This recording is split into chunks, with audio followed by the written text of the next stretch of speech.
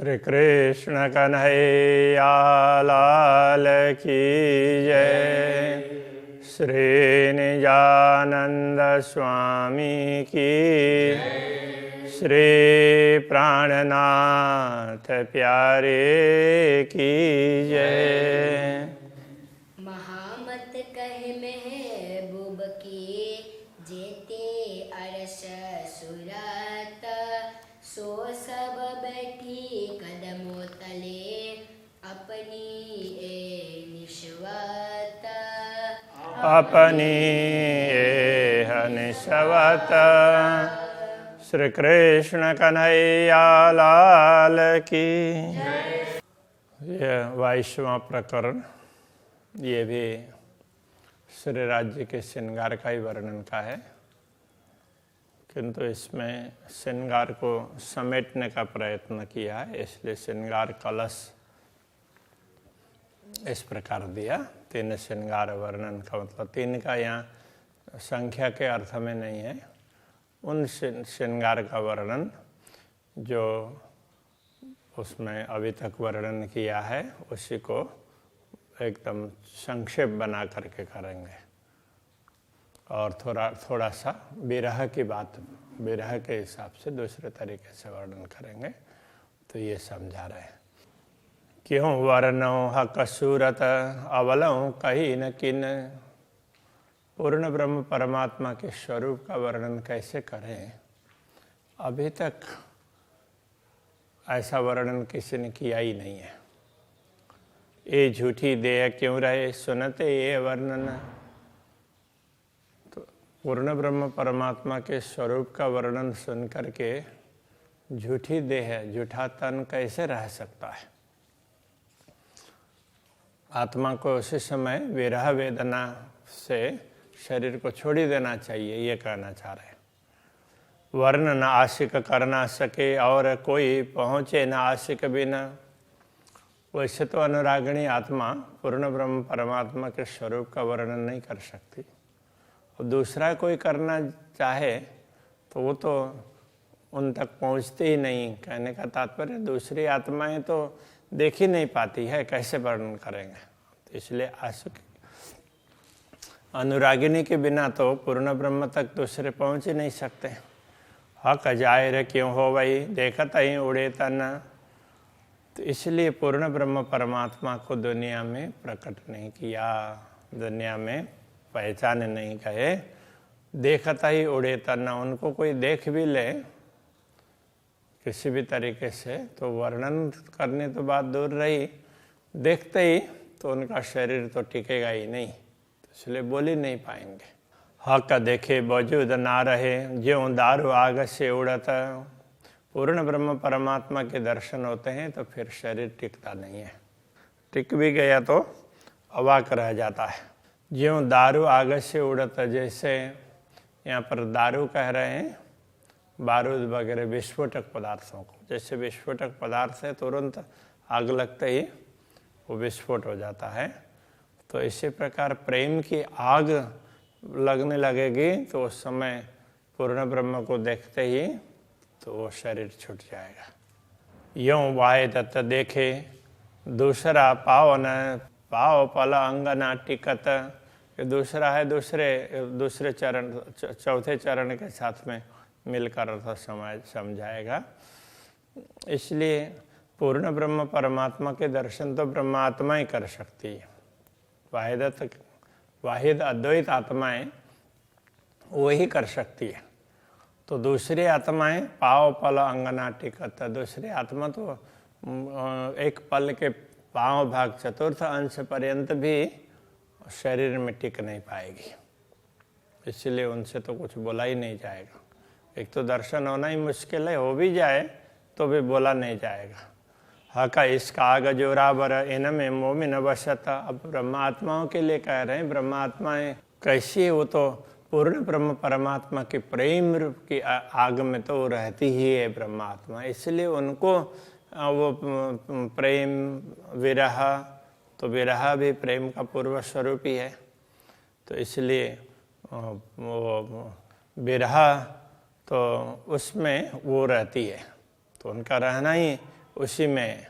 तो प्रेम का, ये पूर्ण ब्रह्म परमात्मा का प्रेम है वो बड़ा ही शक्तिशाली है, प्रेम की आग। तो इनमें मोमिन वसत, ब्रह्मात्मा उसी में रहती है। आग असल जिनो वतनी या में आठों जाम अलमस्त। तो असली आग है, आग असल जिनो वतनी। तो जो वतनी है, ब्रह्मात्माएं हैं, परमधाम जिनका घर है, उनमें ही ये प्रेम की आग है, यथार्थ में रहती है। तो यहाँ में आठों जाम अलमस्त, वो इसी में आठों प्रहर मस्त रहती है। जो निश दिन रहे आग में ताए आग के सब तन, जो रात दिन इसी प्रेम की आग में रहती हो, तो उनका तन तो वो प्रेम के ही स्वरूप होंगे ना, उनका तन भी प्रेम का ही है, वो आग का ही तन है। कहने का तात्पर्य वो प्रेम का ही है, इसलिए वो प्रेम के आग में वही रह सकती है। वाह को जलाए कोई ना सके, उछेरे आगे के वतन, उनको कोई दूसरा जला ही नहीं सकता है, क्योंकि वो तो प्रेम रूपी आग की बात कर रहे हैं, आग के ही घर में रहती है। तो परमधाम प्रेम का ही घर है। आग पानी झीमी आग का, आग बीज आग अंकुर, परमधाम में आग हो, जीमी हो, भूमि हो, पानी हो, जो कुछ भी है सारे तत्व वो इसी प्रेम के हैं। आग बीज आग अंकुर, तो बीज और अंकुर, बीज भी प्रेम का है और अंकुरित भी प्रेम ही होता है। सब कुछ प्रेम ही प्रेम है, ये कहना चाह रहे हैं। फल फूल वृक्ष आग के, आग मजकूर आग सहुर, फल फूल वृक्ष वगैरह सब वनस्पतियाँ सब कुछ इसी प्रेम के हैं। और ब्रह्मात्माएं बातचीत करती है, दूसरे लोग बात करते हैं, तो ये वार्ता और सहुर करना, विचार विमर्श करना, तो ये सब वो सब प्रेम से करते हैं, वो प्रेम के अंतर्गत आते हैं सब। वृक्ष मोविन आग इन, और आग इश्क अरस, ब्रह्मात्मा तो इसी आग में वृक्ष की भांति है, और आग इश्क अरस, तो ब्रह्मात्मा इसी प्रेम रूपी आग के वृक्ष यहीं पर उगी है और इसी में बड़ी हो रही है, ऐसा कहना चाह रहे हैं। और आग इसका रस, तो परमधाम है वो भी प्रेम का आग, ये पूरा प्रेम ही प्रेम से परिपूर्ण भूमि है। सब पीवे आग इसका रस, सब लोग इसी प्रेम रस को पीते हैं। तो इसको अब यहाँ आग की तरह से कहा कि वो दूसरे को तो जला डालेगा ना, इसलिए। दिल आगे अरस परस, तो उनका दिल है वो भी आग का ही दिल है। कहने का तात्पर्य प्रेम ही है, उनमें परस्पर ब्रह्मात्माओं में प्रेम ही प्रेम है। घर मोमिन आग इश्क में, मोमिनों का घर है प्रेम की अग्नि में ही है। हक अग्नि के पालेल, वो तो पूर्ण ब्रह्म परमात्मा की प्रेम अग्नि से पालित और पोषित हैं ब्रह्मात्माएं। सोई इसका आग देखावने, ल्याए जो माए खेल, तो ब्रह्मात्माओं को ये प्रेम की आग दिखाने के लिए उनको खेल में लाए हैं, खेल दिखाया है, इस खेल के माध्यम से उनको समझाया है। जो पैदा हुआ आग का, सो आग में जलतना, आग में जलतना है। जो आग का पैदा हुआ होगा वो आग में जलेगा नहीं। वह वजूद आग इश्क के रहे हमेशा आग माहे, वो वजूद वह शरीर है प्रेम के अग्नि का स्वरूप है, इसलिए वो प्रेम के आग में रह सकता है, उसी में रहेगा, बाकी दूसरी जगह नहीं रह पाएगा। सोई बात करे हक रस की, सहुर या बेसहुर, तो ऐसी आत्माएं होती है वो पूर्ण ब्रह्म परमात्मा और परमधाम की बात करती है। सहुर या बेसहुर, समझ करके अथवा समझे बिना, तो किसी भी तरीके से, अथवा तो होश में हो या स्वप्न में हो या जागृति में हो, ये भी कह सकते हैं। तो समझ करके या बिना समझे बिना वो प्रेम की ही बात करेंगी। हुई सब विद पूर्ण पक्वा, हक अरस दिन जहूर, वो सब प्रेम से पूर्ण परिपक्व कब होंगे? हक अरस दिन जहूर, जब पूर्ण ब्रह्म परमात्मा का दिन ये ब्रह्म ज्ञान प्राप्त होगा, तो वो प्रकाशित होगा, तो ज्ञान भी प्राप्त होगा, तो वो पूर्ण होगा। तो प्रेम को ज्ञान की भी आवश्यकता पड़ेगी। तो जैसे ब्रज और रास में प्रेम तो था, रास तो यथार्थ में अक्षर ब्रह्म को दिखाने के लिए लीला हुई है, तो ब्रज लीला में परमात्माओं को दिखाने के लिए उसमें प्रेम था, तो पूरा पूरा प्रेम था, उसी को सतगुरु ने प्रकट किया है दुनिया में। किंतु ज्ञान न होने से तो उनको परमधाम का ख्याल नहीं आया, तो पूर्ण नहीं रहा, इसलिए उस पूर्णता के लिए ब्रह्मात्माओं को दोबारा खेल में डाला गया। तो ये भी कह सकते हैं, जो हक देखे टीका रहे सोई अरस के तन। जो पूर्ण ब्रह्म परमात्मा के स्वरूप के दर्शन करके भी टिके रहते हैं वही तो परमधाम के शरीर हैं। बाकी तो जिनका शरीर परमधाम में ना हो तो टिक ही नहीं सकते। सोई करे मूल मजकूर, सोई करे वर्णन, वही मूल मजकूर मूल बात वही करेंगे और वर्णन भी वही करेंगे। तो कहने का तात्पर्य ब्रह्मात्मा ही पूर्ण ब्रह्म परमात्मा का वर्णन कर सकती। पर ये देखिया आचरा जो विरह शब्द सुनत, किंतु ये आश्चर्य की बात है, जो विरह का शब्द सुनते ही, विरह की बात सुनते ही क्यों तन रहा जीव बिना। तो ये शरीर जीव के बिना कैसे रहा। मतलब जीव तो चेतना तो सचमुच पूर्ण ब्रह्म परमात्मा ही है, उनके बिना कैसे ये रह सका। हाय हाय ये सुनत न अरवा उड़त, ये सब सुनते हुए भी आत्मा ने शरीर को नहीं छोड़ा, ये खेद की बात है। आशिक अरवा कहा वही, परमधाम की आत्माएं हैं वो आशिक कहलाती है, अनुरागिणी कहलाती हैं। तीन मुख विरहा न निकषता, उनके मुंह से विरह नहीं निकलेगा सामान्य रूप से, क्योंकि नित्य मिलन है, तो विरह किस प्रकार से होगा। जब दिल विरहा जानिया तब आई अंग चीर चलता। जब दिल ने विरह को जान लिया, पहचान लिया, तब उसकी एक आहा, विरह की आहा है, अब पूरे उसको अंग को चीर करके वो बाहर चली जाती है, तो शरीर को छोड़ करके परमधाम तक पहुंच जाती है। ये कहने का तात्पर्य।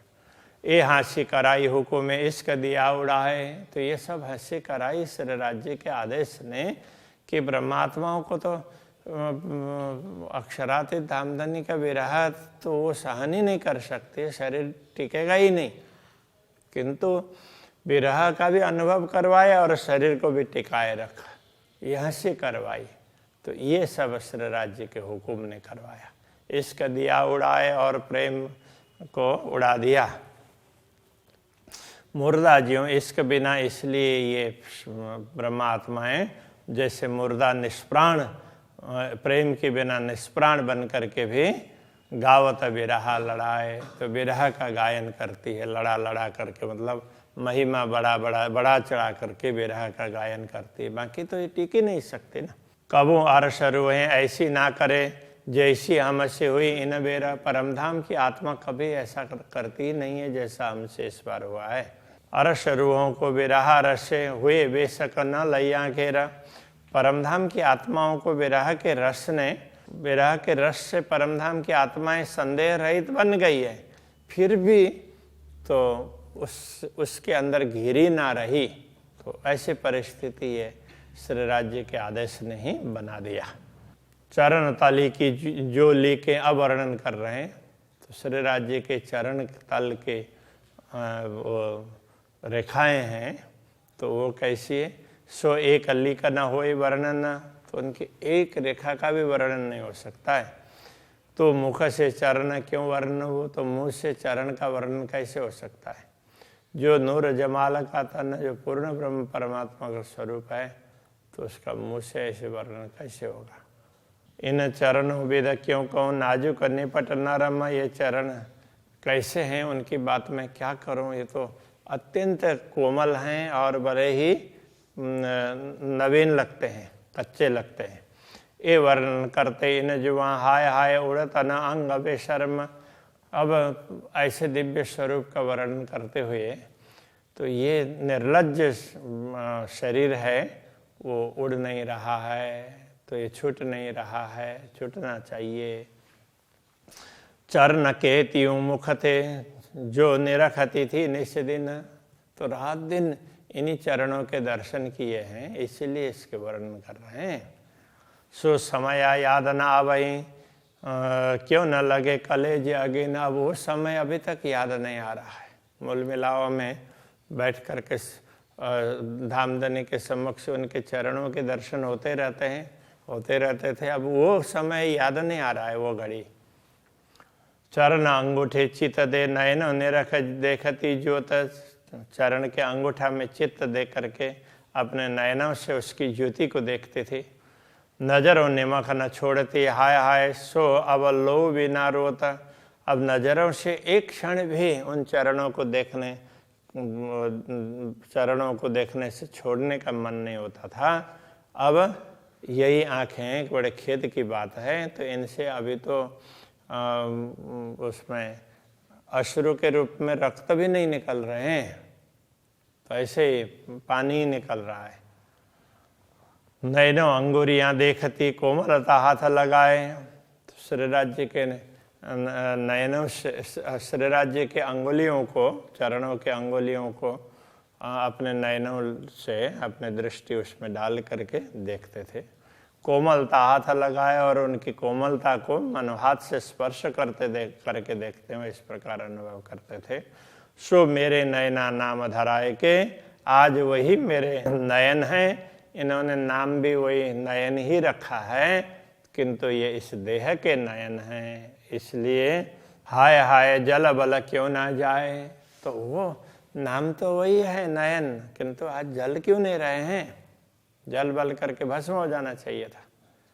चरण तली रेखा देखती, अक्षराते धामधनी के चरण तल की रेखा देखते, मेरी आंखें नीके कर, मेरी आंखें बड़े ध्यान से देखती थी।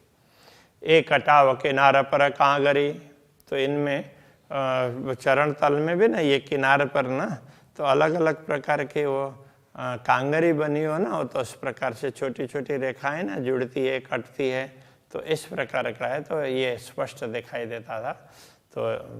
तो ये सब हाय हाय नयन जले ना नाम धर, तो ये सब देख करके तो ये नयन नाम धरा करके भी अभी तक तो ये जल बल करके राख नहीं हो रहे हैं। रंग लाल कहूँ कि उज्जवल के देखो खूबियाँ हो तो खुशहाल, श्री राज्य के अंगों को लाल कहें या उज्जवल कहें, तो इन खूबियों को की बात करते हुए दिल प्रसन्न होता है। सो देखने वाले नाम धराए के, हाय हाय ओ जले न माहे क्यों झाल। तो वो देखने वाले नाम धराना मतलब कहलाना, देखने वाले कहला करके भी तो हाय हाय ओ जले न माए क्यों झाल। तो ये विरह की पीड़ा में आग में वो जल क्यों नहीं रहे हैं, ये तो शरीर जलना चाहिए और चेतना को भी बड़ी पीड़ा होनी चाहिए, ये कहना चाह रहे हैं। नाजुक सलू की मीठी लगे नैना देखत न त्रपताए, श्री राज्य के चरण में इतनी कोमलता है तो उसको देख करके बड़ा देखते ही रहें ऐसा लगता है। मीठी लगने का तात्पर्य बड़ा अच्छा लगता है। नैना देखत न त्रपताए, देखते देखते ही नैनों में कभी तृप्ति नहीं होती है। हाय हाय अनुभव दिल क्यों भूले, ये हुक्म भी क्यों पकड़ आए। अब इस अनुभव को ये आत्मा कैसे भूल रही है, तो देखते देखते ही तो दुनिया के तरफ में दृष्टि पड़ी है, तो अब श्री राज्य के हुक्म से भी इस बात को क्यों पकड़ा नहीं जा रहा है कि पुनः क्यों नहीं दिखाई दे रहा है, तो ये कहना चाह रहे हैं। नाम जो लेते विरह को मेरी रसना गई ना टूट, तो विरह का नाम लेते हुए मेरी जिह्वा भी वो टूट क्यों नहीं गई। सो विरह नैनों देख के हाय हाय गैया ना आँखें फूट, नैनों के विरह को देख करके ये आंखें फूट क्यों नहीं रही है, तो फूट जाना चाहिए विरह देख करके भी। हक बानी कानों सुनती, कानों सुन के करते मैं बात, पूर्ण ब्रह्म परमात्मा की बातें इन कानों से सुनते और फिर उनसे बात भी करते। सो अवसर हृदय याद कर, हाय हाय नूर कानों का उड़ न जाता, उस अवसर को राज्य मूल मिलाव में बैठा करके सबको खेल दिखाने की बात कर रहे हैं, उस अवसर को भूल करके हाय हाय नूर कानों का उड़ न जाता, उनको सुन करके ना कान का नूर, कान की शक्ति क्यों उड़ करके नहीं जा रही है, तो उड़ जाना चाहिए। तो इस प्रकार से ये श्री राज्य के स्वरूप श्रृंगार का वर्णन करते हुए, तो यहाँ पर कलश मतलब श्रेष्ठ, तो वो ये विरह की बात कर रहे हैं, प्रेम की बात कर रहे हैं, इसलिए ये श्रेष्ठ, तो सबसे उत्तम के रूप, उत्तम तरीके से कर रहे हैं, ये बताना चाह रहे हैं। अभी यहीं रखते हैं। श्री कृष्ण कन्हैया लाल की। हाय हाय नूर कानों का उड़ न जात, हाय हाय नूर कानों का उड़ न जात, हक बानी कानो सुनती, हक बानी कानो सुनती, कानो सुन के करती में बात, कानो सुन के करती मैं बात। सो अवसर हृदय याद कर, सो अवसर हृदय याद कर, हाय हाय नूर कानों का उड़ न जात, हाय हाय नूर कानों का उड़ न जात, हाय हाय नूर कानों का उड़ न जात, तो हाय हाय नूर कान का उड़ न जात। कृष्ण कन्हैया लाल की जय, श्री निजानंद स्वामी की जय, श्री प्राणनाथ प्यारे की जय, श्री पाँच नौतनपुरे धाम के जय, जगत गुरु आचार्य श्री 108 कृष्णमणि जी महाराज